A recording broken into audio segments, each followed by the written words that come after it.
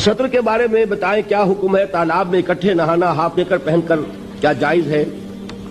और दूसरी बात, टीवी पर जो कुश्तियां दिखाई जाती हैं वो भी हाफ नेकर, उसके बारे में बताएं कि सत्र का हुक्म वाकई हम में से हर शख्स को मालूम होना चाहिए। पहले ये कि सत्र कहते किसे? सत्र ये है कि जिस्म के कुछ हिस्से ऐसे हैं जो शरीयत की रूह से हर हाल में ढके रहने चाहिए, सिवाय शौहर के लिए बीवी, बीवी के लिए शौहर। ये तो चूंकि कुरान ने कहा हुन्ना लिबासुल लकुम व अंतुम लिबासुल लहुन्ना, उनके लिए तो कोई सत्र नहीं है।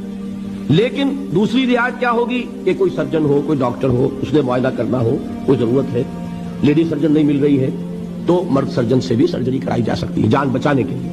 लेकिन इन दो के अलावा कोई शक्ल नहीं कि जिस्म का वो हिस्सा खुले। मर्द का क्या है?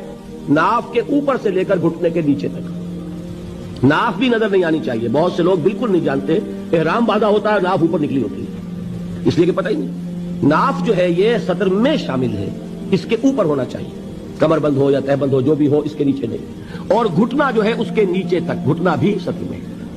अब निक्कर वगैरह जो है इसमें ये सत्र नहीं होता, ये नाजायज लिबास है, इस्लाम की रूह से हराम लिबास है, इसमें कोई इख्तिलाफ नहीं। यह है मर्द का मामला। औरत का मामला क्या? पूरा जिस्म सत्र है सिवाय चेहरे की टिकिया, हाथ ये पहुंचों से बाहर और पांव टखने से नीचे।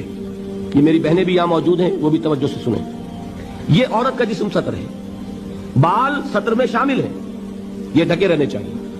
यही वजह है कि अरब ममालिक में वो रुमाल का रिवाज है, हमारे यहां दुपट्टे का रिवाज है। बाकी ये है कि शौहर के सामने खुल सकता है, डॉक्टर के सामने खुल सकता है, इसके अलावा लेकिन बाकी किसी के सामने भी, बाप के सामने, भाई के सामने, बेटे के सामने, किसी औरत के सामने जिस्म नहीं खुल सकता सिवाय तीन हिस्सों के, चेहरे की टिकिया, पूरा सर नहीं, हाथ कलाइयों तक और पांव टखनों तक। यह है किनके लिए?